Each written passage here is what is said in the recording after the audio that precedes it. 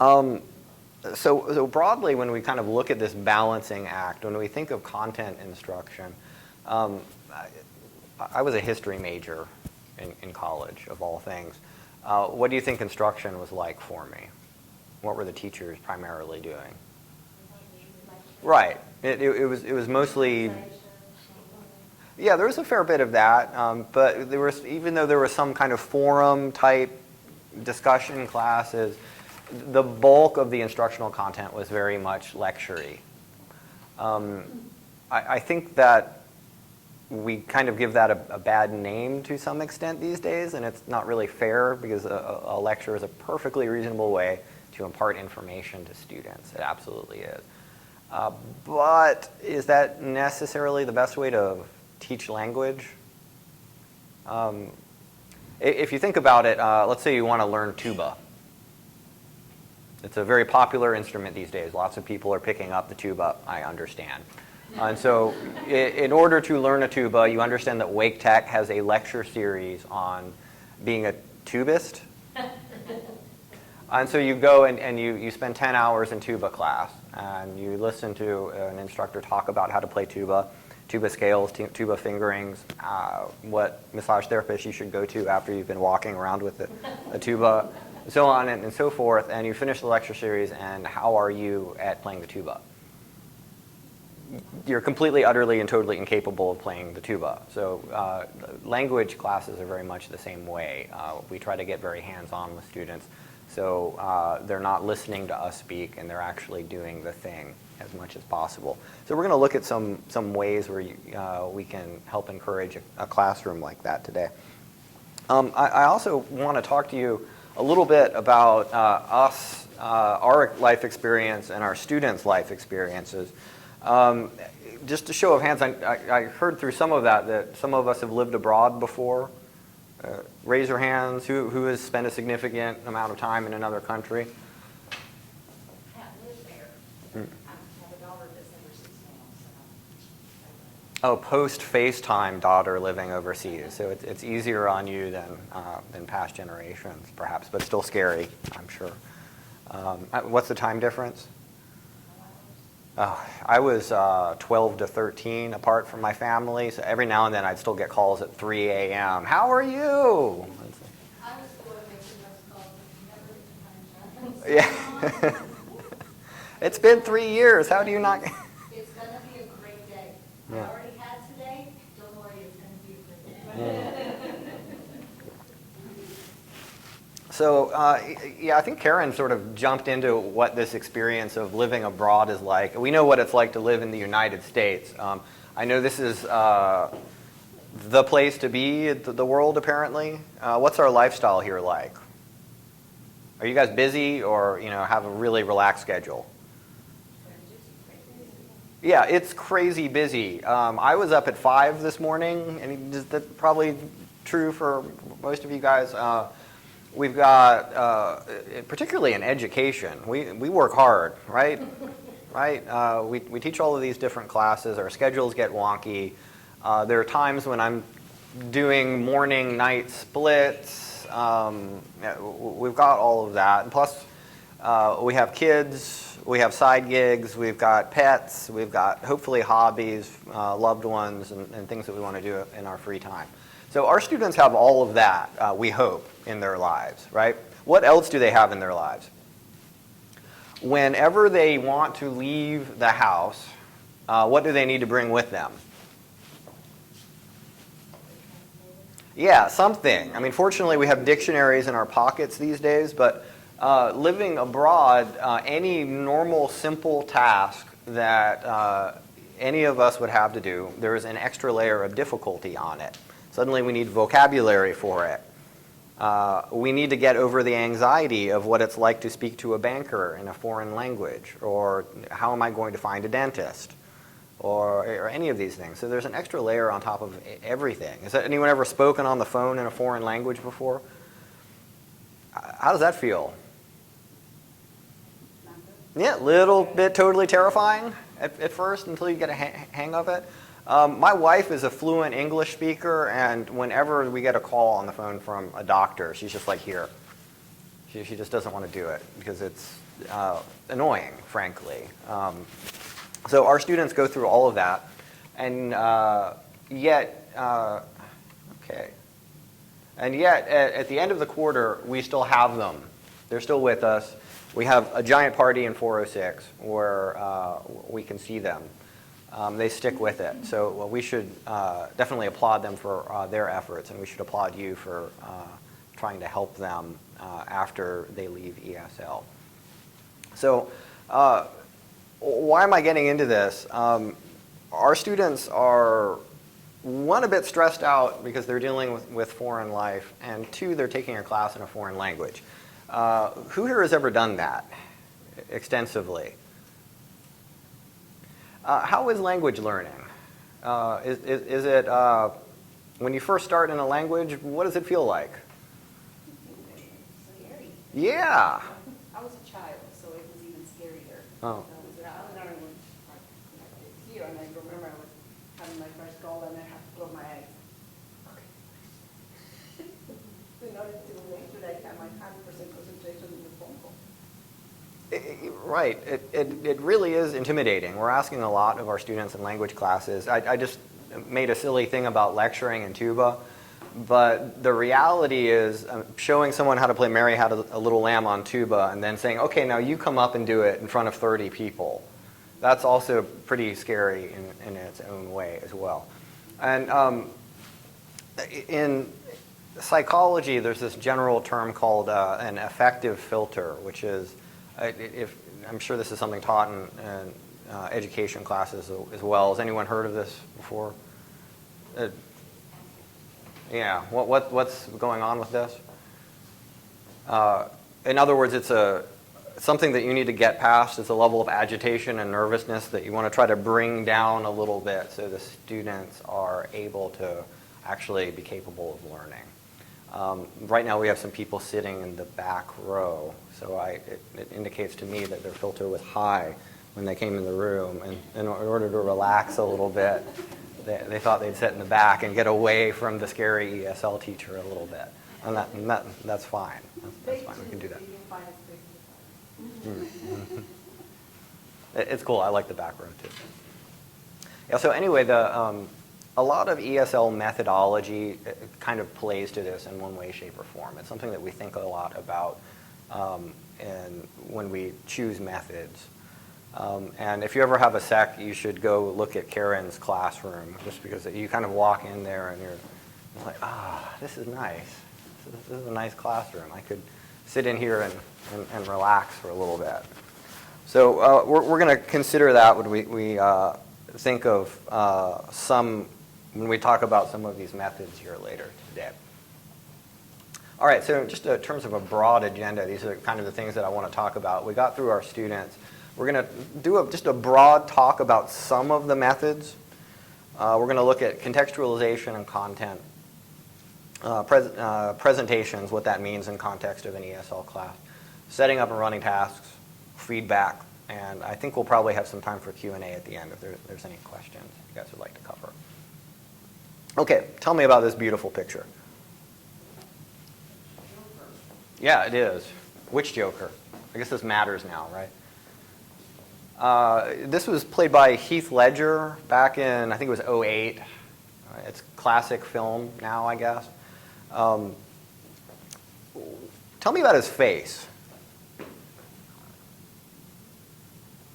And this is a little far out. Work with me here. I feel sorry for him. I don't have Yeah. money sad story. When this happened in the film, though, he had just gotten arrested.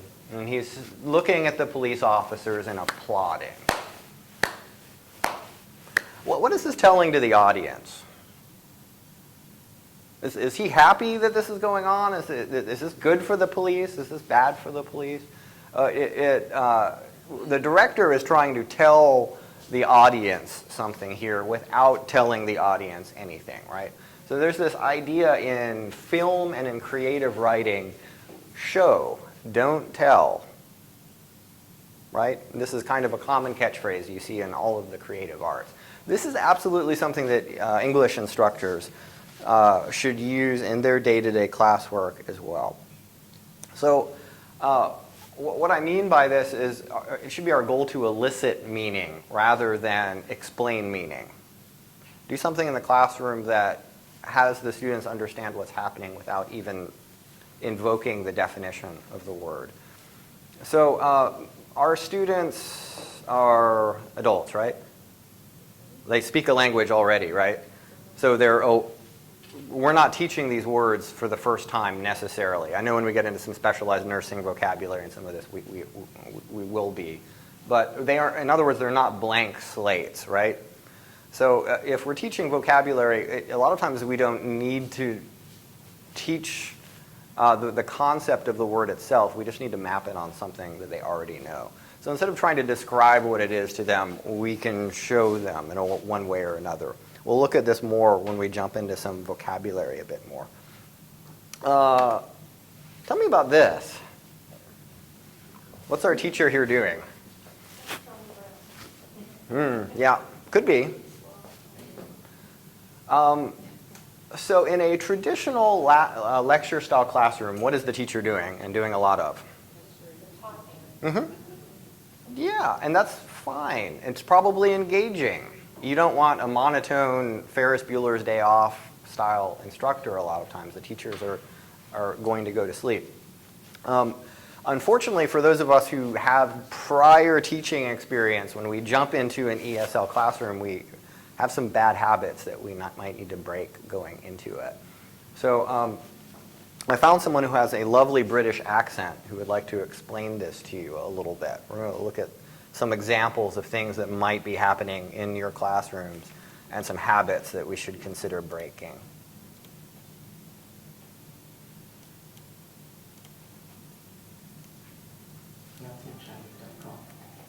I'm Jennifer Colbert, and this video is the start of a series on classroom management. This one's about teacher talk. Don't forget, if you like this, there are lots of other videos on the site, and there's also a Grammar for Language Teachers course. Okay, 2 potential problems. Sue. I do recommend all of the videos in the series. We're not going to shoot through all of them today. If you'd like some more information on it, I'll be happy to give it to you after the PD. But today, teacher talk and language break. So there are some potential different problems with teacher talk. I think there are 2 potential problems. One is the quantity of talk in the classroom, and the other is the level. So let's start by talking about the quantity. Now, teacher talk isn't a sin. Teacher talk can be really important for language input and for listening practice. It's likely that the most listening practice that learners will get in the class is listening to you talking. So it is important, it does have a place. Don't feel that it's a sin and you cannot talk, because of course it's important. But there's a balance to be had between teacher talk and learner talk. It's not necessarily even either, that's just a nice picture. So if you do this to your learners, what is likely to happen is this. And even if you are enthusiastic and engaging in a sort of lecturing style, this isn't going to help them learn English, because learning a language is a practical skill. In the same way that swimming is a practical skill, you have to get into the pool and do it. So it really is important that there's lots of learner talk. They have to actually do. They have to actually participate. I think that problems often arise because of nerves, especially for trainee teachers. If you're in front of people and you're feeling a bit nervous, what you're likely to do is talk, and that can be a problem. So TTT is something that trainers might often talk about, and this stands for teacher talk time or too much teacher talk, one or the other. Let's have a look at a couple of situations and see what might be happening. Look at this.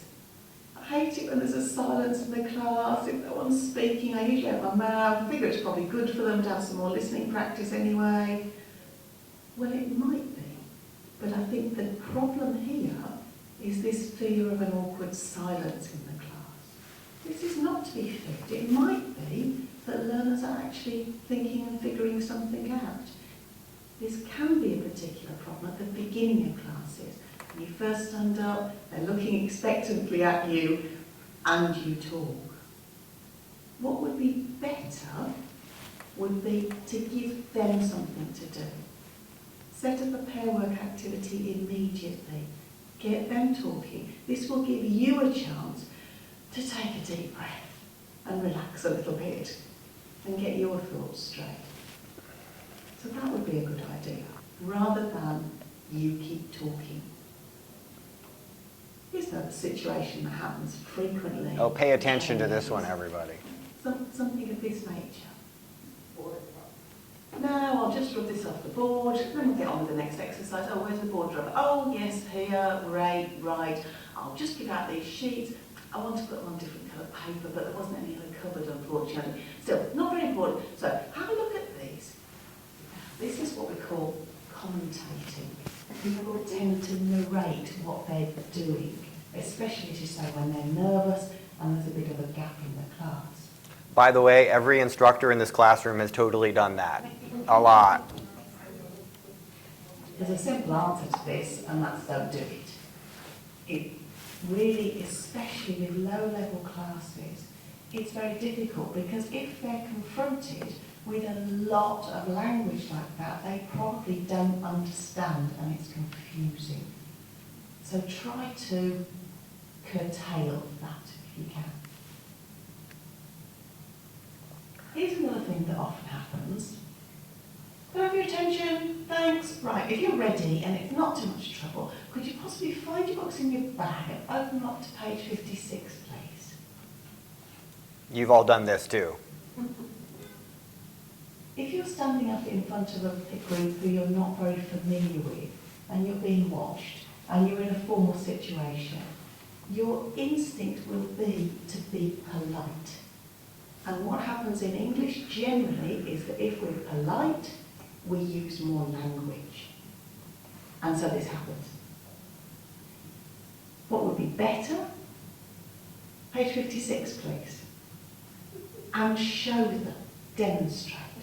So at lower levels particularly, it's really important to be clear and brief and give a demonstration. And that will give an idea. You can use please, you can be polite, your intonation can show that you're being polite and friendly. You don't need to do it by using a lot of language. So be careful of that.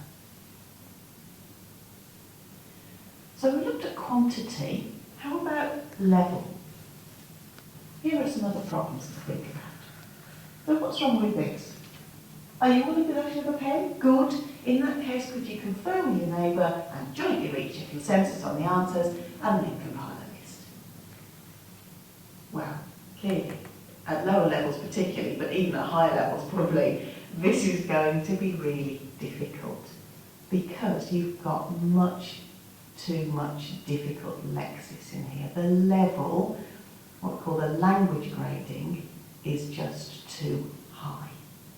So you need to be careful about using low frequency, high register vocabulary. That's one thing. It can happen in other ways too though. Have a look at this. All right. You've got 15 seconds with your neighbor. What's wrong with this? 15 seconds. Let's keep this thing moving around here. Talk with your neighbor. What's wrong with this one?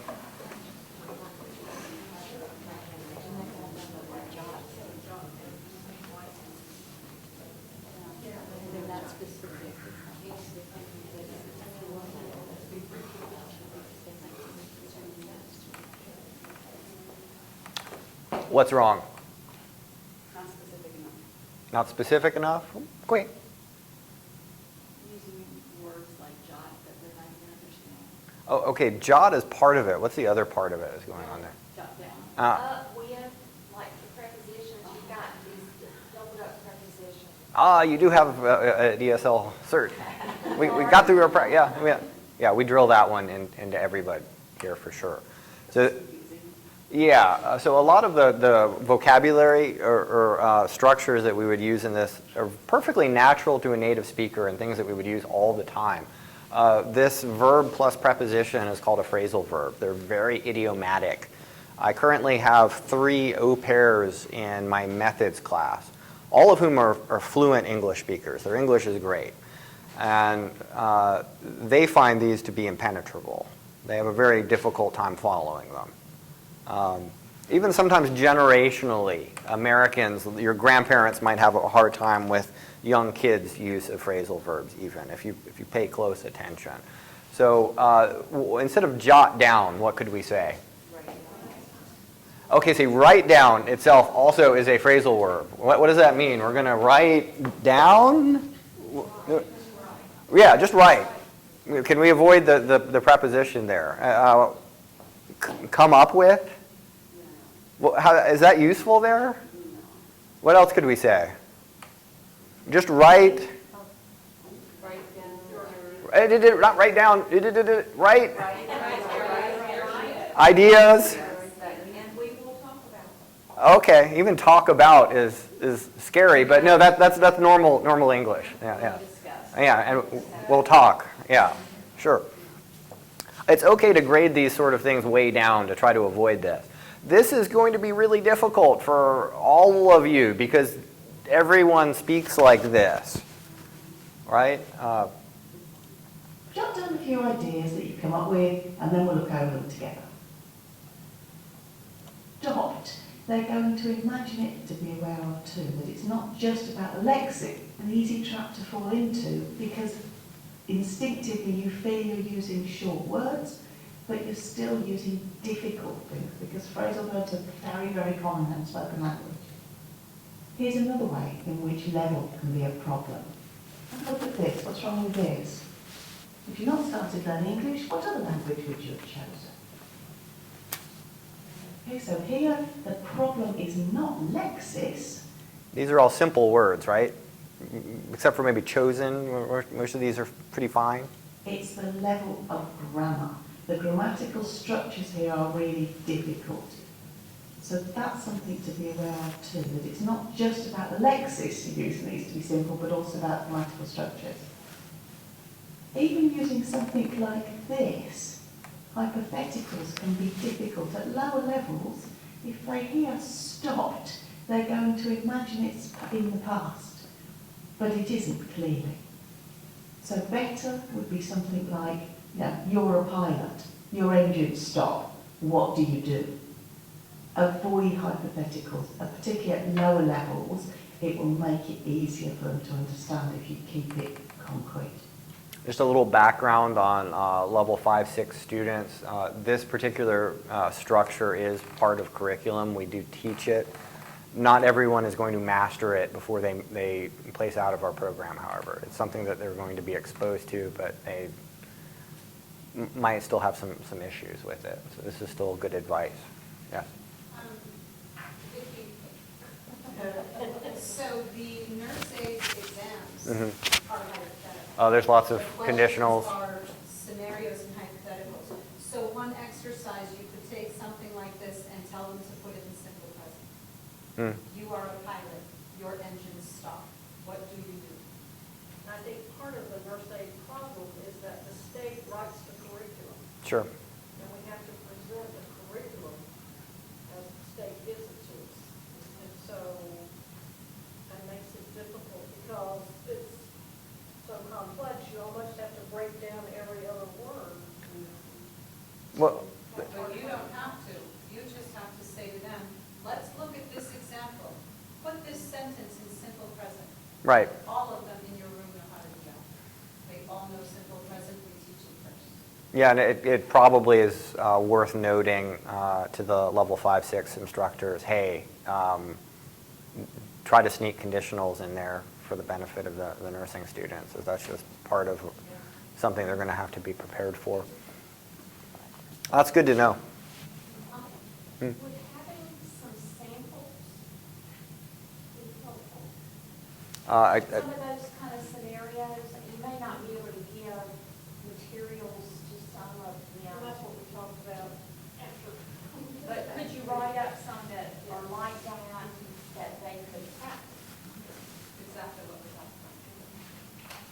Yeah, that seems like a good plan. And later today, we're going to look at what a vocabulary lesson could look like. And spoiler, the same things that I use to teach vocabulary, I also use to teach grammar. So there's no reason why you couldn't apply some of that mindset to a quick grammar lesson if they needed that in order to be successful in their studies. This is another problem on the opposite end of the spectrum. You, last night, go out, who? You see that your low-level learners are struggling to understand you and you start to speak in pidgin English. Don't. They need a natural model. They need you to speak a little bit more slowly than you would normally. They need you to use simple lexis and simple structures. And in that way they'll understand, but they'll also get a good natural model, which will stand them in good stead as they go through the language. So of course, at different levels, you're going to grade your language differently. Okay, so that's the gist of that. TTT is a very standard industry term acronym. You'll see it in virtually any ESL certificate that you take in anywhere in the world. And I think she does a good job of kind of giving you both sides of that. You shouldn't be so afraid to talk in class because you're a teacher, you do need to teach. But you should think about the words that you use. And when you're doing a standard content-based instruction, it could be that you don't need to think so much about that. When you're doing your lesson plan, you don't need to pay too much attention. You can write a note, hey, talk about thing. And that's enough for you. You can go out and talk about it. You can lecture on that point. When you're new in a classroom of English language learners, that's probably not enough.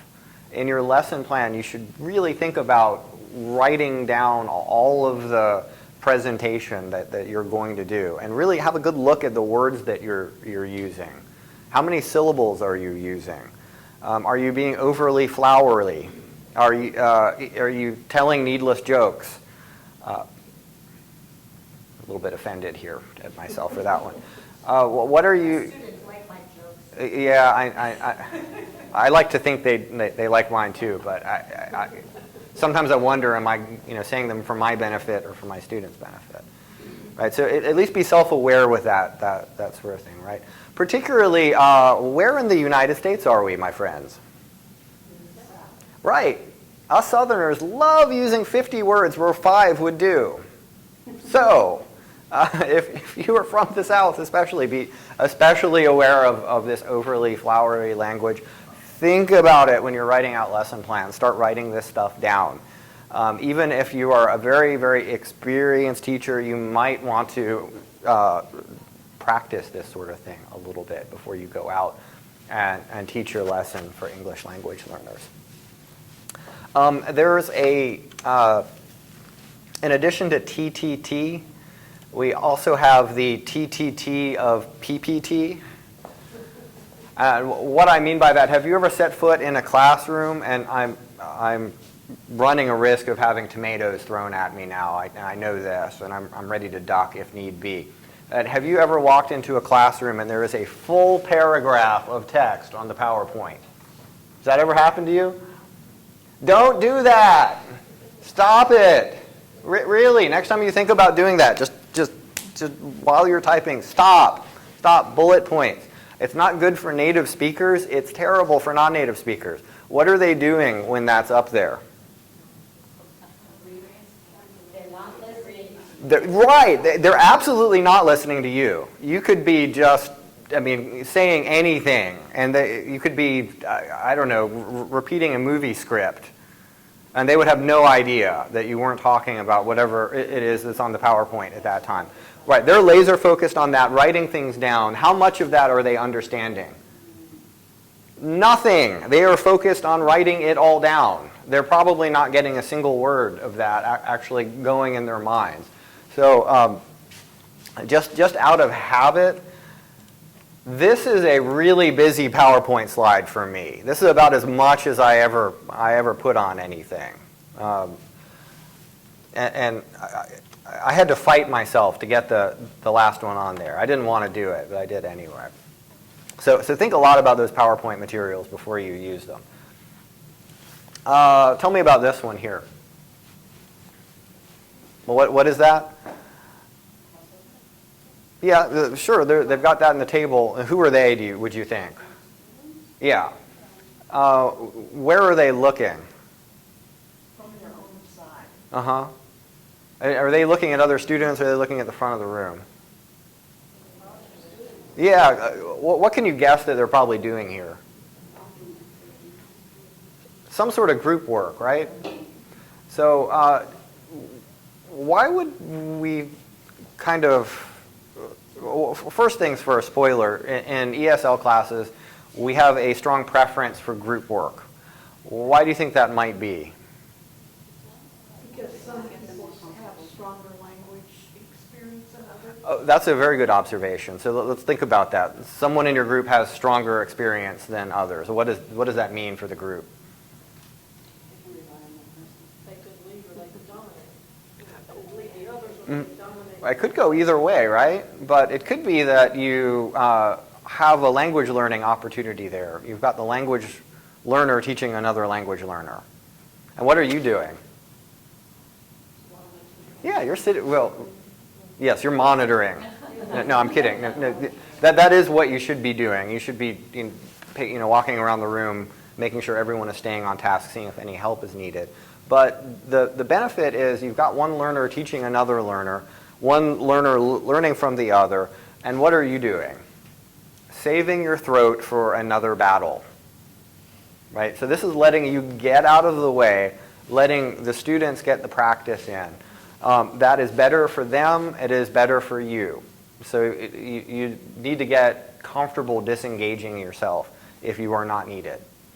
And that kind of goes against every instinct a lecturer might have where they want to be in the spotlight most of the time. But get comfortable with the idea of saying, okay guys, do this, and then just kind of relax and let them do it, see if they need any help. That's what we should be going for. Okay, so in terms of methods, it turns out there is an ESL methodology called content-based instruction that is basically designed for what we're talking about here. The bad news about it, and why we're not jumping into it immediately as the thing that's here to solve all of our problems, is it assumes that you have a background in some other methodology before you jump into it. So instead of getting too bogged down in all of this, we're going to look at two methods that I think are things that you really ought to consider when you're considering a content-based approach. We can look at what they are and what that might mean for a classroom. One of the kind of dominant trends in language instruction, and has been since the 80s, is this idea of communicative language teaching. It has become so dominant that I think most instructors, if you ask them, hey, what's your big influence in terms of methodology, many of them will just say, oh, I'm a communicative instructor, or the communicative approach, and then if you ask them, oh, okay, so what does that mean? They might go, and it has sort of become, it means just everything and anything to anybody. So let's focus on what it actually does mean to be a communicative instructor and the kind of tasks that you might see in a communicative lesson. And so some of the big things that this brought to us. First one, help me read. Information. Yeah, what might you think that is? The difference between what they know and what they need to learn. Yeah, it could be. Any other ideas? We're going to do one right now. It's a shame that Dean ran. I was hoping that he'd... Yeah, no, he said... No, let's not put him on the spot. Yeah, no. He's got things to do. Oh, look at this. We've got even a number of people. Sorry, that was teacher talk time. Don't do that. Yeah, don't do that. I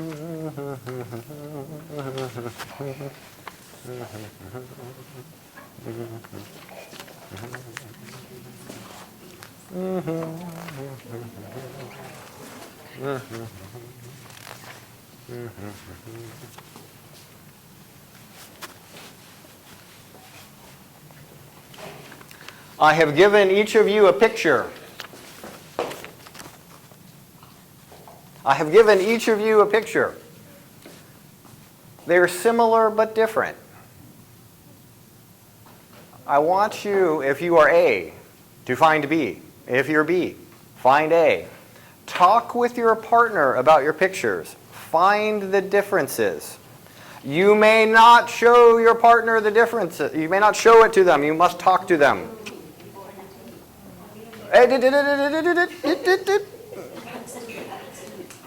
Are you talking about similarities or differences? Similarities or differences? All right, you're looking for differences, yeah. Can you show them your picture? No, what must you do? Okay, if you're A, are you finding an A or are you finding a B? If you're a B? Great, go. How many differences did you find? And what did you find?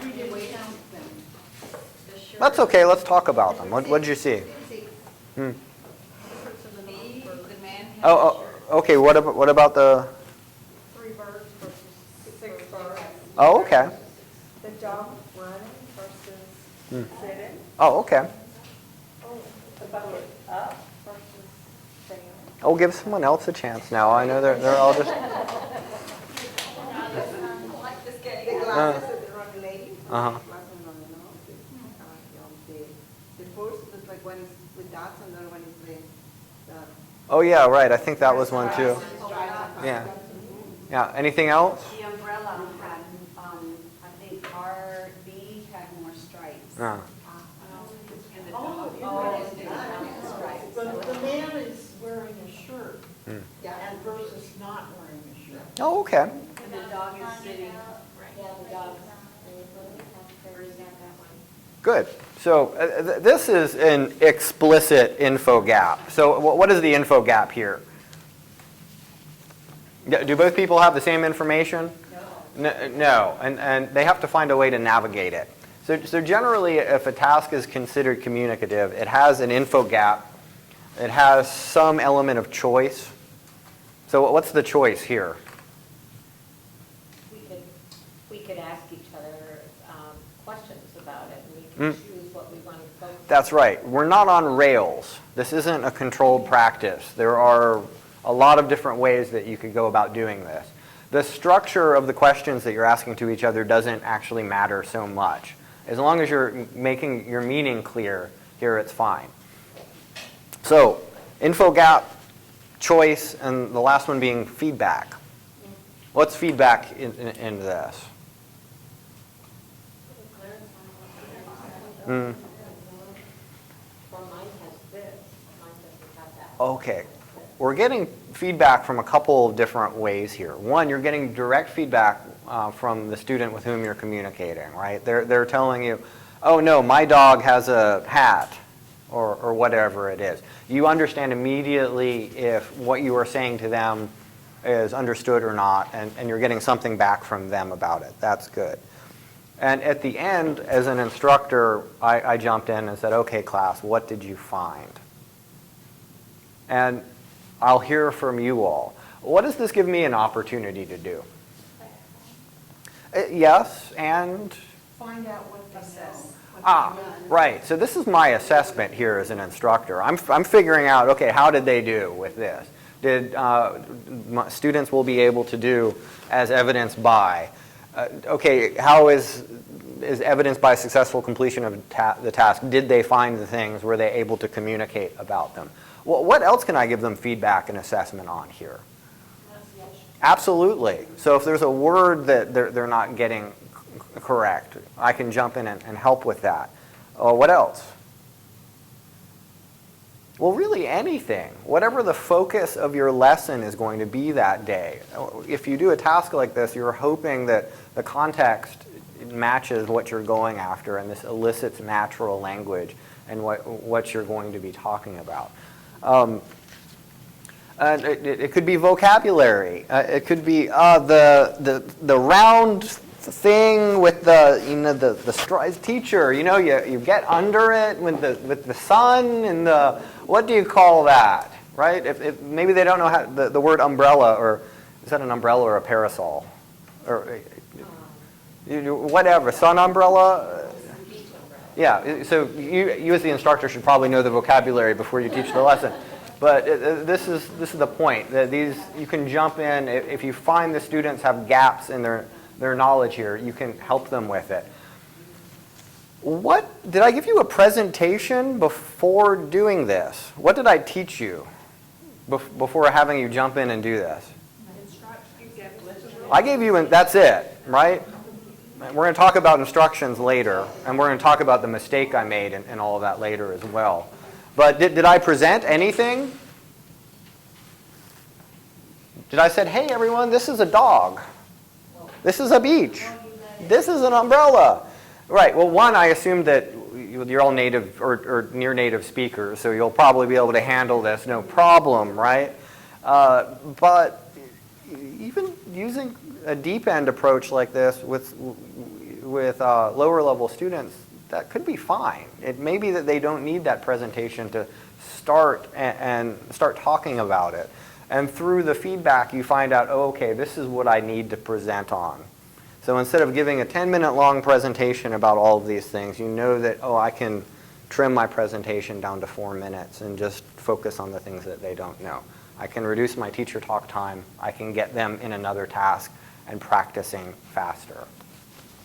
Yes? Where do I get something like this from? I got this. This is from a site. This is from allthingstopics.com. I know a lot of the ESL instructors at Wake Tech like the site a lot. It's all free, too. All things topics? Yeah, and they have a sister site, All Things Grammar. Oh. And it's a good free resource. It's not without its problems, but I will leave it to you as experienced instructors to decide what content there works for you and what doesn't. Regrettably, there is no perfect ESL material anywhere. There's some good books, some good websites. None of it is perfect. None of it will be exactly what you need for your class ever. There was something significant that you did when you were giving directions. We're going to cover that later. Just instructions in general? Yeah, we'll look at instructions in depth in a little bit.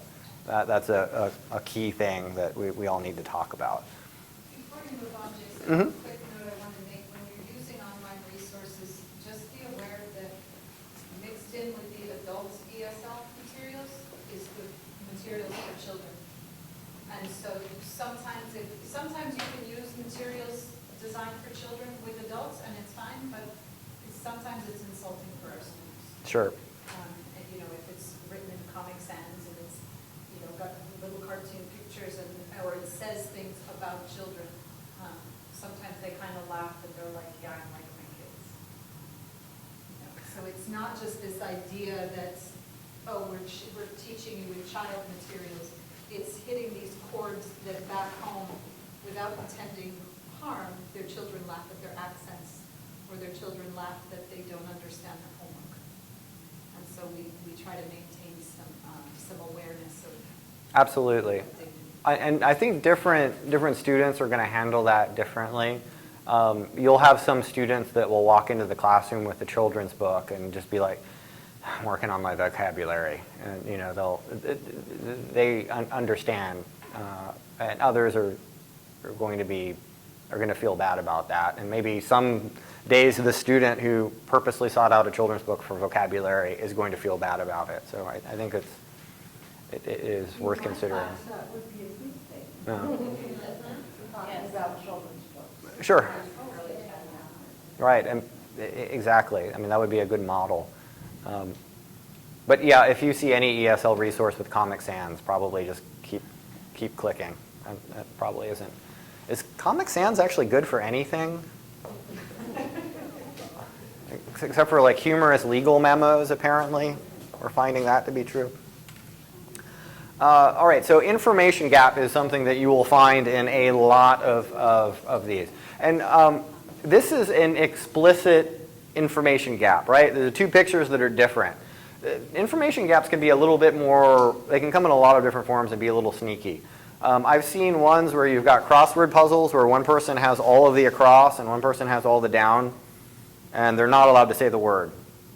I have a question, I'm sorry. Sure. Before we go into it anymore, I cannot let it go. Sure. Can you repeat the commons what? Were you saying common sense? Comic Sans. Oh, Comic Sans. It's the font. It's a font that looks, Yeah. Like child. if you can imagine a font that you would absolutely not want to use in an email to your supervisor, that's what it is. It's like almost like the A's are backwards and it's written in crayon, kind of. It looks very childish. Yeah. Yeah. Thank you, I'm sorry. Yeah. No, it's okay. And also a perfect example of things we take for granted. Yeah, sure. Well, it's been in the news a bunch lately too, which I think some of us might be. Yeah. I Yes. was thinking of an example, and this would probably be interesting, because her background is NICU, neonatal. Oh, sure. When I talk about premature babies, I talk about the creases on their soles of feet trying to turn. Oh, soul. They're, well, no, slick. Preemies have slick feet, meaning they don't have distinct lines, depending on how premature they are. And so I have learned, because my English language learners don't know what slick is. It's not typical, it's not typical. When I say slick, S-L-I-C-K, meaning slick, smooth, no lines. And it helps, and it's that kind of thing, like trying to, even a word that we would take for granted, every time I say it in class now, when I'm describing that, I know to spell it and say, no lines. Yeah, it really does help to be kind of self-aware of the vocabulary you're using, because we do take our entire language for granted every day. Some of us have any mixed lingual households in here. It never ends for me. My wife is not a native English speaker, so after I get home from work, it's kind of it just never stops. Yeah. So I can't wait until my daughter one day walks up to my mother and just starts speaking to her in rapid fire Chinese, and then my mother does the whole dog who doesn't understand face, and my daughter is like, "What?" It reminds me, Jason, a family I worked with many years ago, I was privately teaching them at home, and the toddler was having exposure to the American world, to the English-speaking American world, but her mother wasn't quite conscious of that. She thought she only spoke Portuguese because that's what happens at home. And so the daughter was talking to me, and she's 2, right? And I'm listening, and her mother says, "Ignore her. She doesn't make any sense." I said, "She's speaking English." She said, "What?" And I started a conversation, kept in the conversation with her, and her mother was like, "Oh." How'd that But happen? it's the language of a 2-year-old, so you have to be able to listen for that accent. Yeah, sure. She was getting it from television, she was getting it from preschool. Yeah, this is a bit tangential, but the alphabet song rhythm in Chinese is different than the American alphabet song rhythm. Like, they do a different thing with the LMNOP part, and it concerns me greatly because our way's the right way. How old is your daughter? 1 year old. Okay. So we've got time. Nurses know, when she does her Denver developmental, Oh, let them know it's a bilingual household. She's Yeah. got to say her letters, don't let her sing it because you don't get points. Okay. So you just say it, don't do the alphabet song. Yeah. Denver developmental screening, I was thinking, what's the name of that test? Yeah. I'll keep that one in mind. I wonder if I sang it when I was a child. Okay, so another thing that we have to thank communicative language teaching for is role plays. So in other words, saying, hey, you're a doctor, hey, you're a nurse, hey, your leg is broken. Figure it out. And we probably scaffold that a little bit better, but we have them just try to act out some sort of situation, hopefully using the language that you've been instructing for the evening. Do they have to use the language that you've taught them? No, it could be that they avoid it. They don't want to because they're scared, because they're concerned about it. But you want to encourage that, I suppose. But one of the downsides of this is there's lots of ways to avoid saying the things that you've taught them. So we'll think about what we can do about that. Nonetheless, it's a good, very natural way to practice language.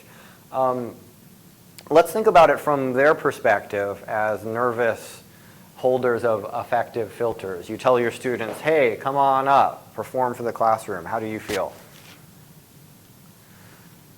A few of you are looking at me and you're like trying to nope right out of that.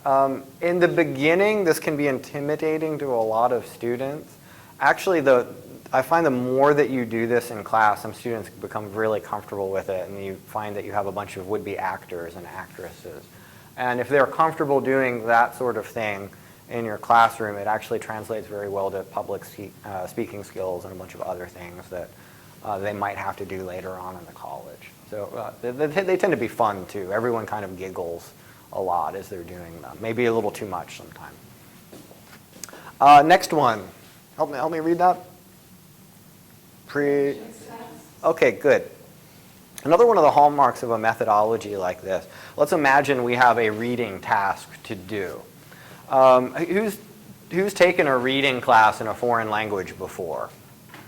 I did a few years of reading and newspaper reading in Chinese. Can you guess what that might be like? Yeah, it was not easy. It was not the easiest thing I've done. It's not Roman alphabet, so it's It is not. foreign.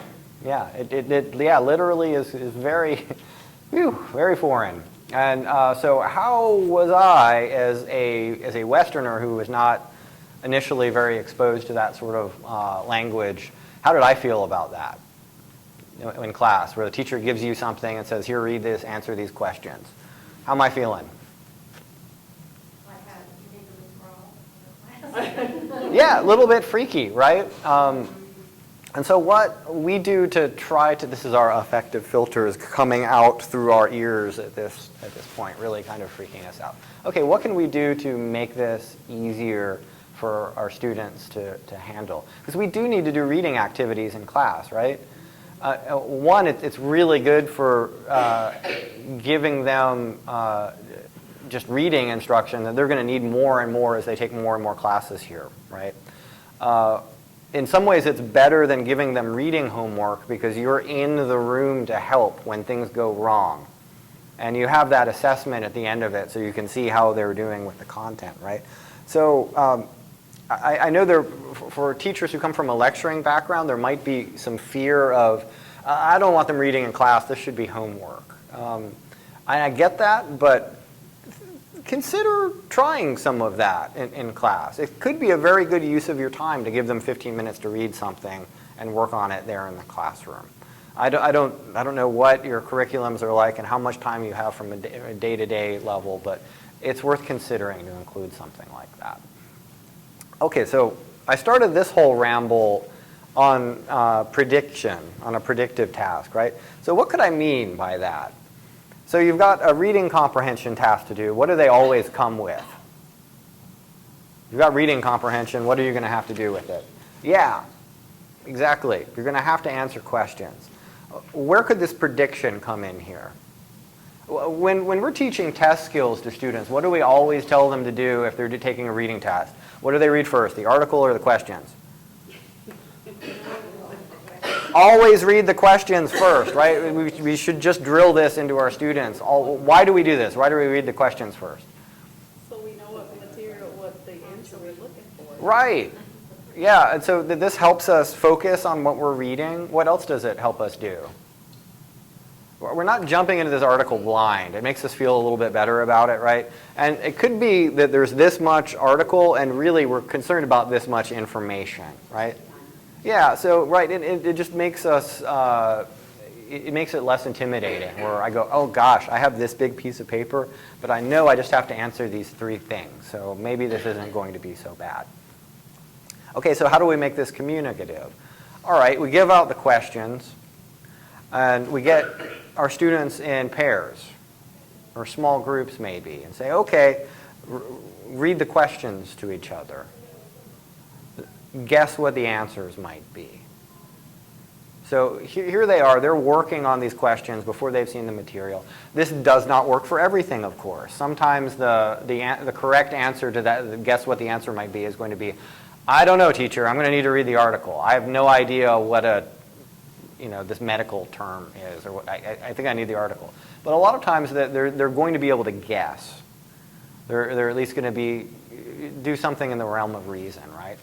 And they're building up their confidence about doing this. They know that they are understanding the questions. And before they start reading, you can get answers from everyone. Make sure that they understand the questions clearly before they jump in. You say, oh yeah, those are good ideas to their answers to the prediction. So they feel a little bit better about this going in. They've confirmed that they know what they're doing with their neighbors. You've confirmed it to them. Everyone feels a bit better about this. We can jump in. You also have another assessment opportunity there when they're giving you their predictions. If you want to help them with pronunciation or something as that comes out, maybe that's a reasonable decision to do that. You can do this on reading tasks. You can do this on listening tasks. You can do this on anything where they have to go through content and come up with an answer. There's a way to add a predictive element to it. It helps them. It helps you. The last one is something that should be right on the nose for what we're trying to do in this, right? Authentic materials. What does that mean? Newspapers, brochures, magazines. Anything that a native speaker would reasonably use for this. Instead of printing out stuff from allesl.com and Comic Sans that is talking about leaving your toys at preschool or whatever it is, we're using actual real things that adults might need for something. In this case, a nursing exam or whatever it might be in any of the other programs we're considering this for. So teachers have to teach, right? Where's the teaching in that?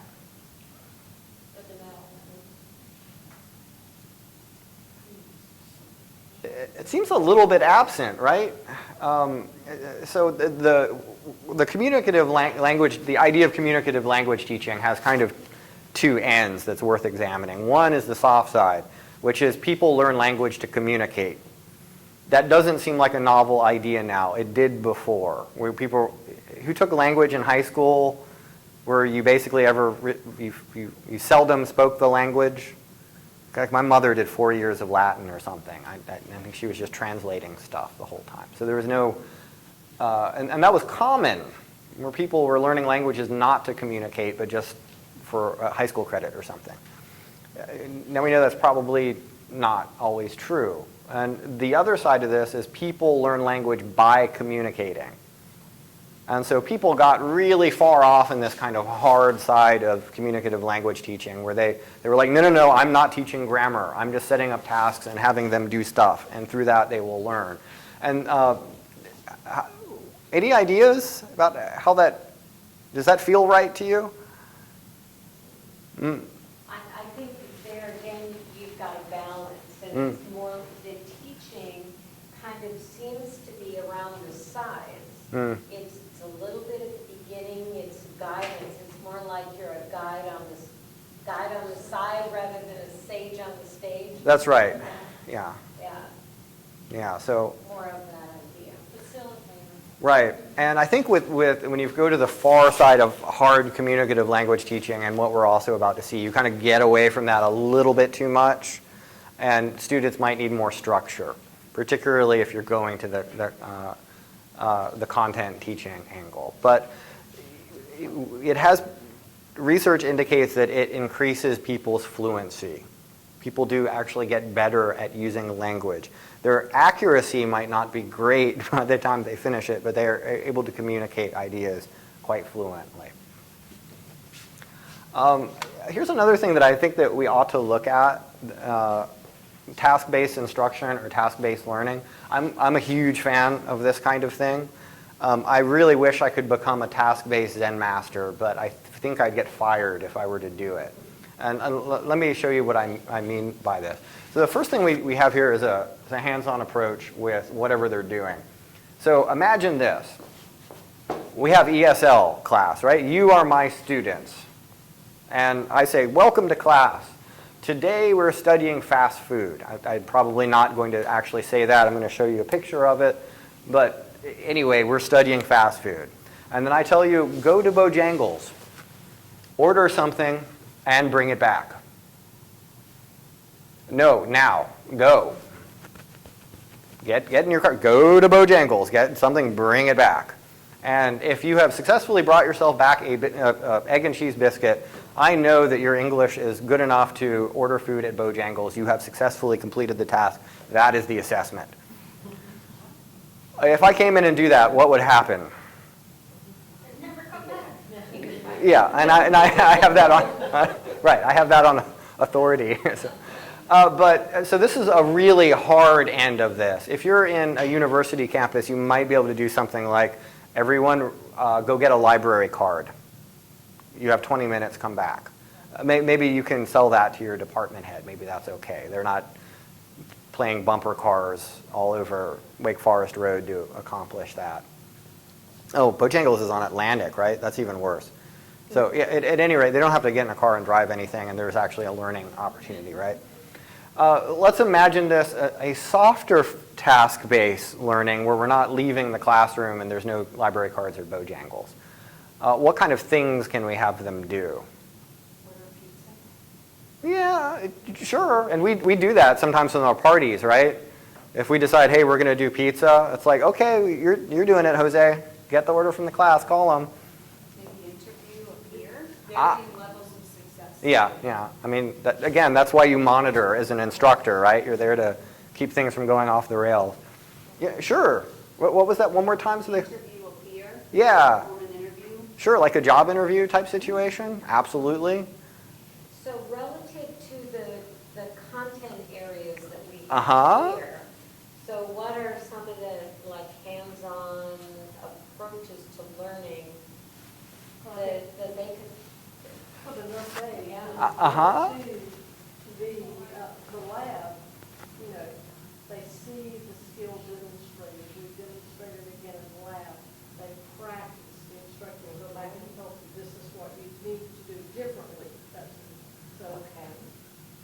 once we get out of the lecture mode, then I think some of the students will be more successful because they can see it and touch it They and can do it. see and do it.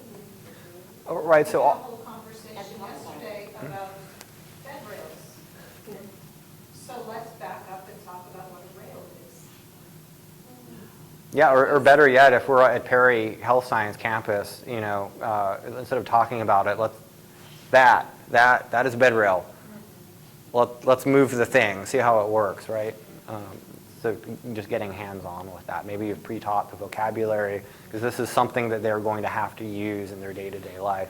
Then you can have some sort of task. I wish I brought, Scavenger hunt. right, sure. It's a scavenger hunt. Sure. Bed rail, take a picture. But any of these career-focused classes that we're talking about doing with English language learners, they really just naturally lend themselves to some sort of task-based instruction, where you scaffold what they need to do with any vocabulary they would need to do it, and you say, great, go do the thing.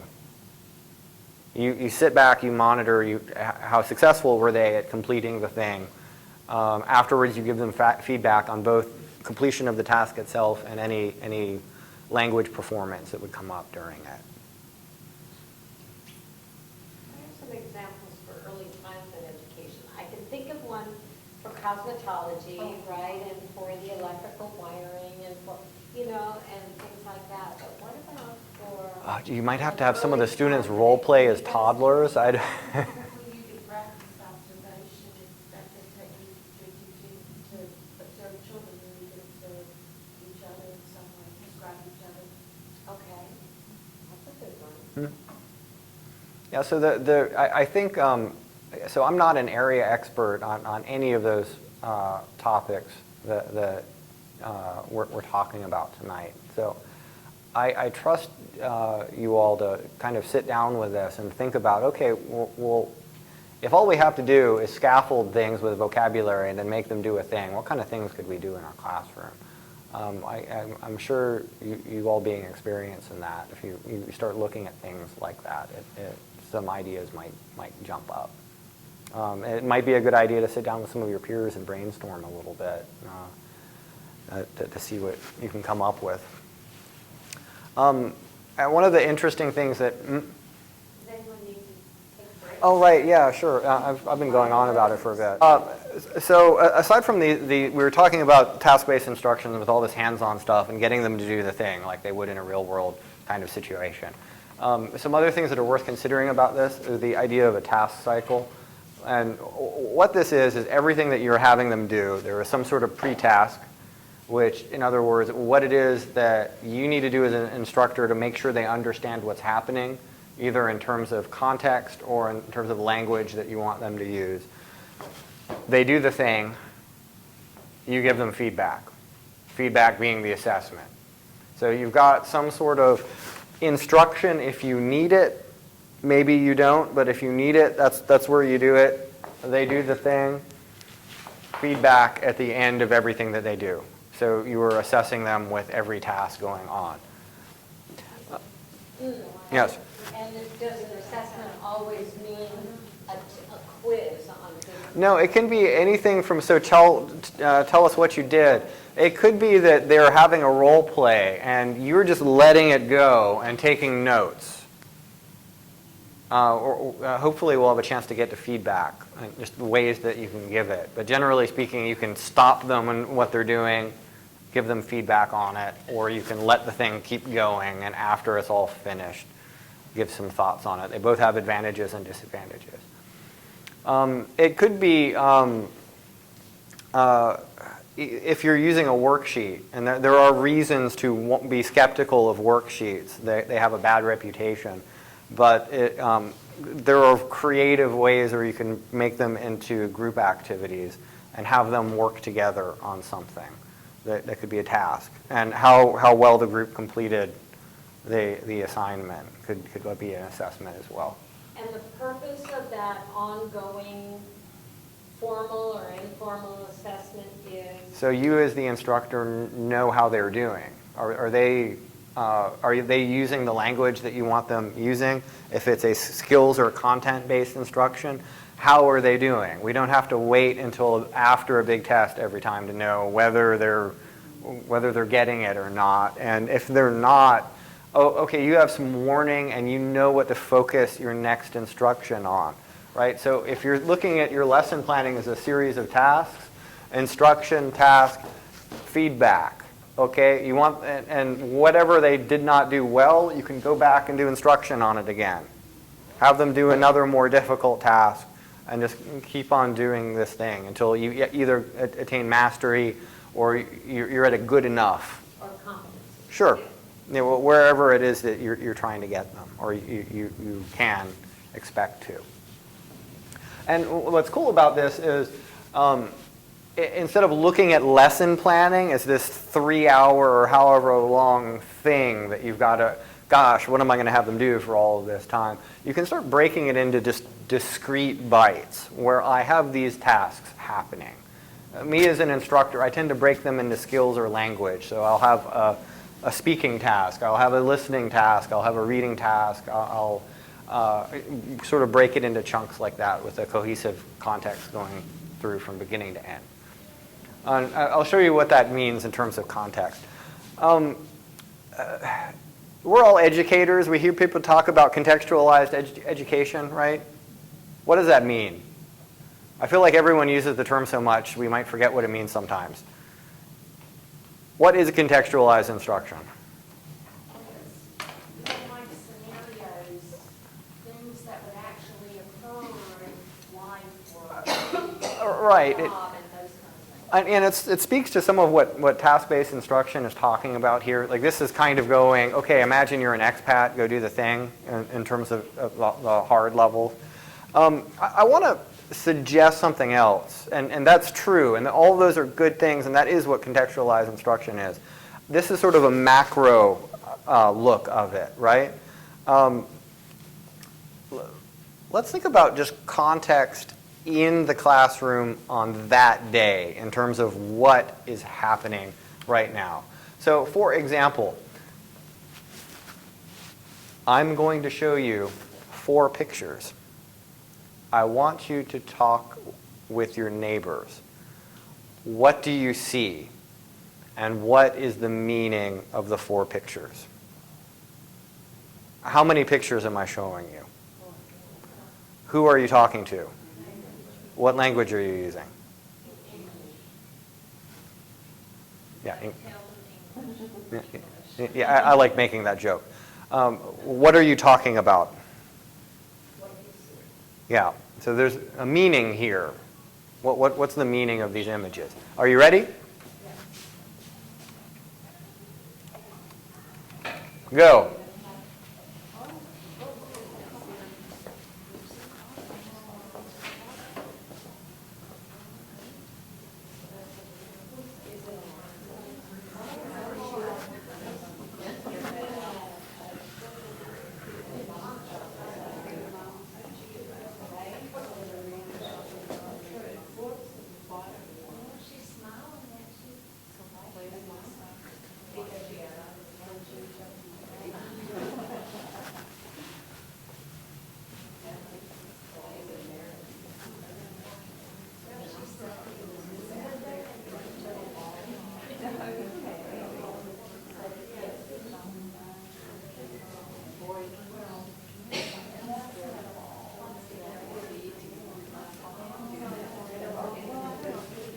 Okay, what do you see? First picture? Who had a bad day? Oh, okay. So, It can't be that lady, she's not wet. yeah, are we sure that's her car? That's probably not her car, she probably thought it was. Probably the insurance agent. Yeah. Yeah, maybe, right? Okay. She's dressed like this. Just for the vote, a photo moment. She just wanted to have her picture taken with her. Oh, yeah, okay. Yeah, okay, maybe. Or she's got good insurance. Yeah, second one? Tell me about them. A girl kitten and a boy kitten. Yeah, maybe. Fantasizing about eating a fake mouse. No, I think you're right. I think you're, yeah, good. And tell me, are they cute? You're right. Good. How about this one? A man has been shopping, is happy shopping. Yes. That's He's probably just dad here in the and back. mom and their. Oh, he's He's the husband. He's the husband. Oh, yeah, the mom and the daughter. He's still Yeah. Oh, yeah, could be. Yeah, I think you're right. Last one? They're all trying for the same ball. Soccer Mhm. match. And Soccer or football? It's football. Depends on which country you're from. Where are we now? Football. Okay, soccer, yeah. Just checking. Okay, So we have 2 people trying to steal the ball. yeah. Wait, steal like thieves or? yeah, trying to keep the ball away. Oh, no, I think that's right. We do say steal the ball, don't we? Okay, good. All right, so are these images related to each other or not related to each other? From those 4 images, what are we talking about? 4 different things. Is there a theme here? If I showed you these images together and I'd be like, this is what we're doing today, what would you say to me? Yeah, it does look like the random. Okay, let's think of another way of random that we've all kind of seen and heard this before. Hi class, how are you doing today? Today we're going to talk about iteration and recursion as pertains to control systems. So for example, we have 2 main control structures in most programming languages.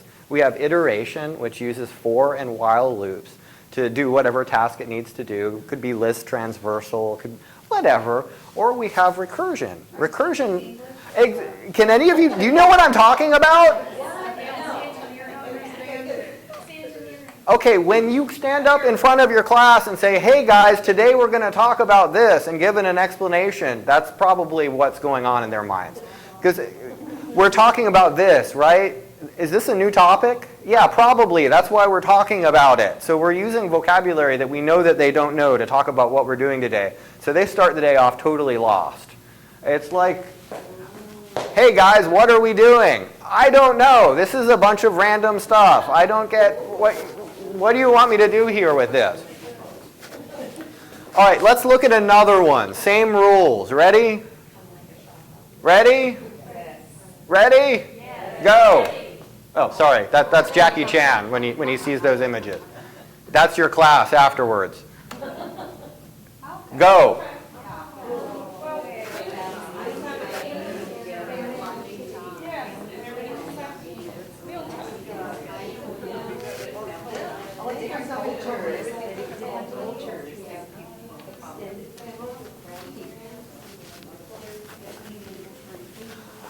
Do we see the difference here?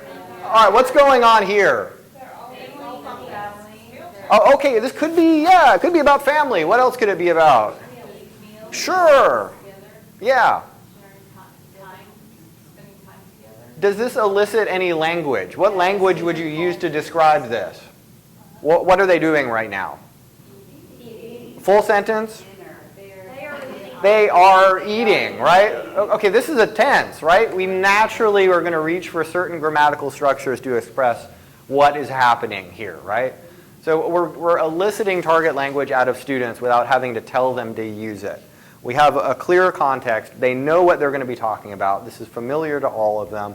We've tried to be inclusive with our images so everyone feels involved in this. And we haven't just thrown a bunch of jargon at them at the beginning of the lesson to start things off. Everyone feels okay about this. And now we can start into whatever task that we want. So this is the difference between context in a more micro sense, in a day-to-day, what are we doing? How can we get everyone off on the right foot in the lesson so they know what they're doing for the rest of the day? Okay. So from there, we have to have them do stuff. Yeah, I think we're good with that. We're going to look at the high points of a video real quick, but the hearing is the important thing. So we want them to do things, right? How do we tell them to do things? How many times has this happened to you in a classroom where you get your English language learners, you want them to do something, you give them instructions and say go, and then 5 minutes later you notice everyone is doing something different. And the two people that are doing the right thing, it's completely accidentally. Like, it's not because of what you said, that they just figured it out for whatever reason, right? So we're going to look at why this happens and how you can stop this kind of thing. We played a game in our classroom, and it had Elizabeth activity, but it's my activity. Same thing happens to her that always happens to me. I tell them how it works. You know, I'm going to call it number 4. I'll call it out again after. They always go to 5. You're like, what number did you say again? I'm like, I'm going to tell you each word. And they did it. But it's something about, I guess when you start to hand out the papers, it just all goes out. Right. That's a good observation. Let's look at a whole variety of these different things happening. And welcome again. This is eltechtrainer.com and I'm Jane. So, why are good instructions important? This might seem fairly self-evident, but effectively it's an efficient way of running the classroom. It gives learners confidence in you, it keeps the lesson running smoothly, and it probably increases opportunities for student talking time because you're not there babbling on too much. You can get things going. So there's more of them doing something and less of you setting it up. I think these are good reasons to give good instructions, and it's a really central part of good classroom management. So let's start with an example, or rather with an anti-example. listen to my instructions and see why you think they're not very good. Okay, so if you're listening up a bit, we've got a piece of paper. It's got a bit of map on it. There are a few roads and a variety of the kind of facilities you find in a town. Okay, right. So, what do?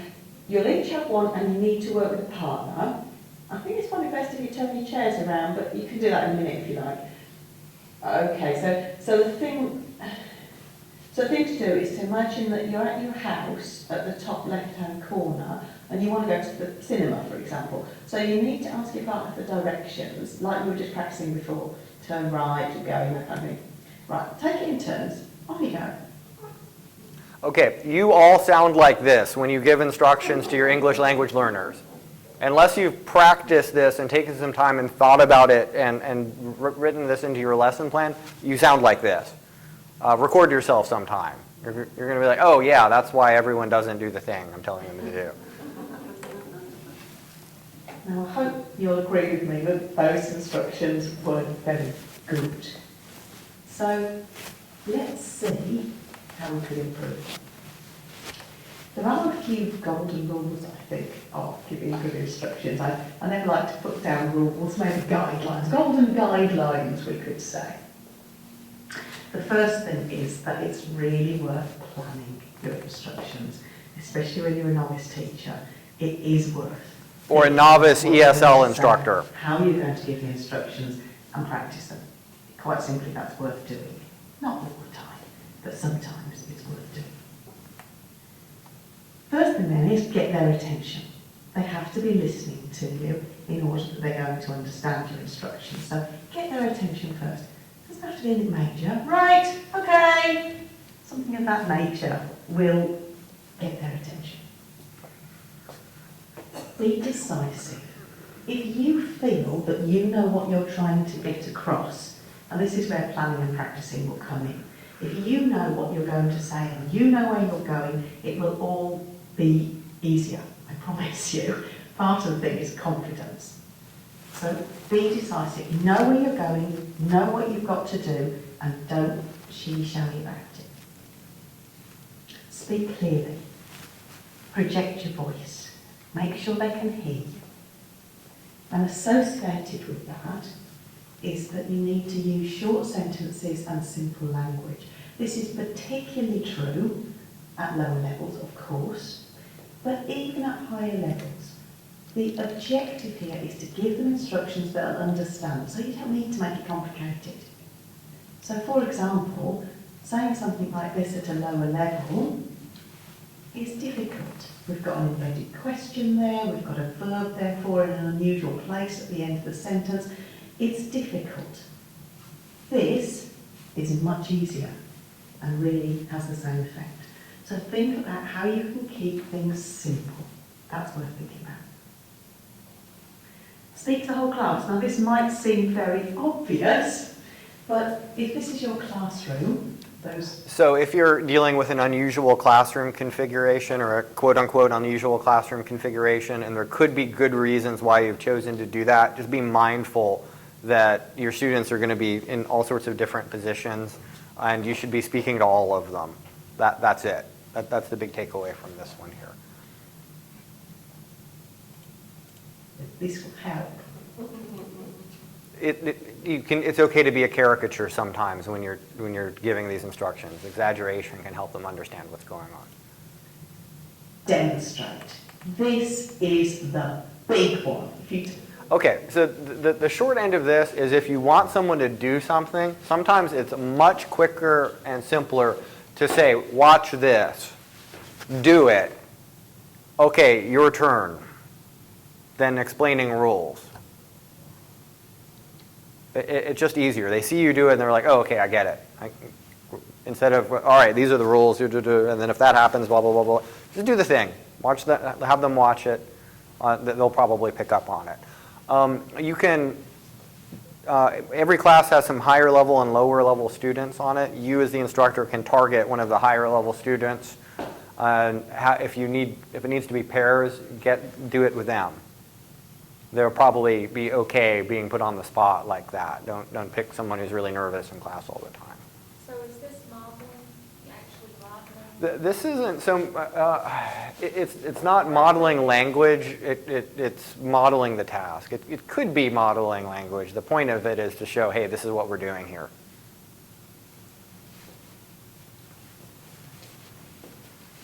And the last thing that we've got going on that's really important that we've got to talk about is this. Question is not very helpful. Okay, what happens if you ask your students, do you understand? And what does that mean? It means I am lying to you right now, teacher. I am saying yes because I don't want my friends to think I'm stupid. Or I don't want you to feel bad because you're clearly working really hard here and I'm starting to feel bad for you, lady. So yeah, I totally get it. Or because the country I'm from, you're never supposed to tell the teacher you don't understand. Sure, sure. There's a whole variety of different social reasons why they might lie to you here. And then as soon as you turn their back, you're in every language that you have in the room, you're going to hear someone say, what'd she say? What are we doing? And you don't need to speak a word of any other foreign language to know that's exactly what they're saying when that happened right then, right? So how do you avoid this? Do you understand? Do you know what to do? Is that clear? These are all bad questions. Don't ask them. When we did the whole setup of this game here, what did I do before we got started? You gave us the directions. I gave instructions. What did I do afterwards? I asked questions about the directions. These are simple questions that struck to the meaning of the rules of the game. I made you answer them. What happens if you don't answer them correctly? Right, I know, okay, you failed an assessment. You do not know what we are doing. I'm going to tell you the rules again. I asked the questions. Okay, so are we speaking or are you listening? Are we jumping or are we running? Are we going to Bojangles or Sam's Club? Whatever it is, right? And if I get the correct answers, I know that they know what they're doing and I can start the task. Make them convince you that they understand what they're about to do before they do it. Also, you're going to have some students, like always, are they the same level or are they mixed? So be sure the ones that have listening comprehension issues are along with you on that and answering the questions right. If your students that are always right there and answering questions, don't just rely on them for this. Make sure that the class as a whole is following this. Do be careful. You run a risk of being a little patronizing sometimes, but at least the way that I approach this is with a bit of humor.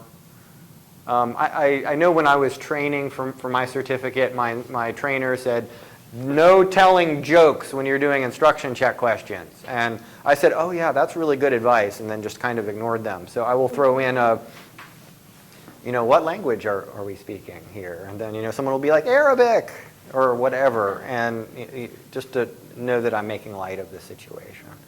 And you can almost make it a running gag to where it's like, I know this is kind of silly, but we're going to do this anyway, because we always do this. And you feel better. It ends up saving a lot of class time, because what happens if they don't know the rules to the thing that we're about to do? It's them all as an activity. Right, and then what do you have to do? Right, or worse, you might have to go to every individual group because they're all doing something wrong and try to clean up the mess. And you have no one to blame for that mess except yourself, because you set up that situation, you set them up to fail. And they did. They did exactly what you told them to, basically, right? So just save yourself some stress and save them some stress. And think about it, if every activity you have the students do, you end up having to stop 3 minutes in because they're doing the wrong thing, how do they think about class? The teacher doesn't know what they're talking about. Right, there's... They really hate it. Right, there's some of the students are going to start being like, do they know what they're doing? Because it seems like this happens a lot. Like, what's going on here? Right? Some of your students are just going to be along for the ride, and they're probably not going to think too much about that. But you will get some students who are like, I want my money back. Right? Okay, and all of this, these sort of asking questions, this is going to be true in any sort of instruction that you're doing. Since we're sort of pressed for time, I'm going to, we talked early on about this idea of what, show, don't tell, and get people to the meaning of something first. When I think about introducing vocabulary to students, I always think, the first thing that I think about is meaning. Meaning, meaning, meaning, meaning. And you're like, Jason, that's dumb. Of course you mean meaning. It's vocabulary. That's not what I mean about it. What I want to do is I want them to understand what the word means before I teach them the word. I want them to have a clear idea of what the thing is before I even write it down or tell them what it sounds like. Okay, for example, I'm a new homeowner. My wife and I, we bought a home this summer. We're very proud of it, right? We're happy. It was great. Moving was, but anyway, we're there now. But there was a problem. We were washing the dishes on the first night, and we noticed the sink didn't drain. I'm like, this isn't good. I tried to run the disposal, but nothing, just nothing. So I made sure the switch was off, undid the circuit breaker. No, I didn't have to worry about any of that. And I kind of looked down in the sink, and I saw something. It wasn't pretty. So I rolled up my sleeves. I got my arm in there, right? It felt all squishy. There was kind of like, I don't know if it was teeth or hair or what it was. It was bad. It was bad. And then the smell started coming, and then I just got a hold of it, right? And then I pulled the thing up, and then the water drained. And there it was, and it was in my hand. I saw it. I felt it. What was it? No. It was a beard weasel. A what? Beard weasel? It was a beard weasel. So tell me about it. Did it smell good or smell bad? Yeah. Was it pretty or was it gross? Was it a little gross or was it really gross? Would you want to eat it? Did I put it in the fridge and save it for later? No. Was it alive or dead? Yeah, very dead. Yeah. It was a beard weasel. Beard weasel. Beard weasel. Beard weasel. Large beard weasel. Stinky beard weasel. Disgusting beard weasel. This is when I would write beard weasel on the board, identify it as a noun, and move on to my next word.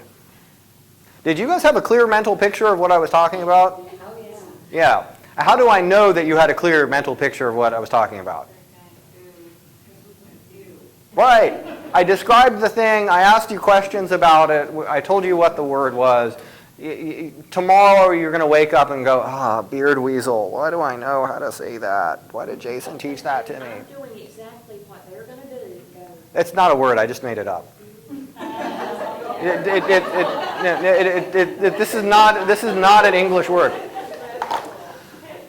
But that's like the reverse way of the way we might normally teach. Right. So usually when you teach vocabulary to a native speaker, you make the new vocabulary word the subject of a sentence and say, a beard weasel is a disgusting collection of stuff that clogs your sink. The thing is, if you try doing this to a non-native speaker, you're starting the sentence off with the word that they don't know. So they're starting off that whole experience lost. Right? And then they're trying to play catch up the whole rest of the sentence. Don't do it the other way. Start off with the description and lead them to the word. If you're talking about vocabulary that is actually real words that some of the students might have some expertise with, you're probably going to be eliciting what this is. And so, so for example, I was downtown last weekend. We went to a bar, and on stage there was a band playing. They sounded pretty good. One guy was playing something that kind of looked like this. Yeah, it was. It was a guitar. So a guitar, is that an instrument or a toy? Oh, yeah. Does it sound good or sound bad? Yeah, they pop. Yeah, right, exactly. Are they popular or unpopular? Okay, so anyway, this guitar was, it was electric. There was a thing that you could plug into it, right? And because of that, it had two things here that were underneath the strings. The sound comes from the strings and goes into those little metal things underneath the strings. Close. It's kind of like a speaker, but the sound goes from this and then out and then into the speaker. So this is where we have some of the vocabulary the class is aware of. They know guitar. They don't know the word pickup. I could from there teach the word pickup and then start getting into guitar vocabulary by kind of going up the instrument and talking about all the pieces, parts of it, and describing them. As I do it, I'm concept check. I'm asking questions. I'm not saying, do you understand? Because they're going to say, yeah, no, I'm asking questions about the thing. So you are convincing me that you know what this is. After you've convinced me you know what it is, I have you say the word. After I have you say the word, I put the word on the board. I identify the part of speech. If we were in a country that actually had linguistic ability, we would include IPA as well, but we don't do that in North America. If you ever teach in Europe or something, you probably need to learn that. Some students are going to protest this, and they will want you to write it down before they say it. Both are fine. Do whatever you feel comfortable with. But remember, meaning first. Get them to understand the meaning of the word first. It will make your life so much easier. I think that's about time for today.